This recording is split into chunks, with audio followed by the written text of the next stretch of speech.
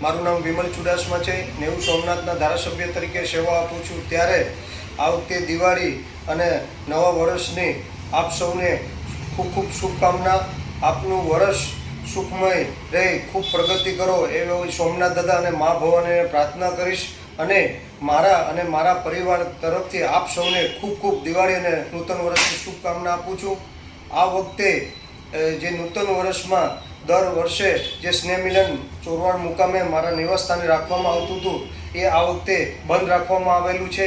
કારણ કે મારા માસીના દીકરા સો નીતિનભાઈ જગદીશભાઈ પરમારનું દુઃખદ અવસાન થયું છે, એ કારણસર બંધ રાખવામાં આવેલ છે। તેથી આપ સૌને જાણ કરવા માગું છું।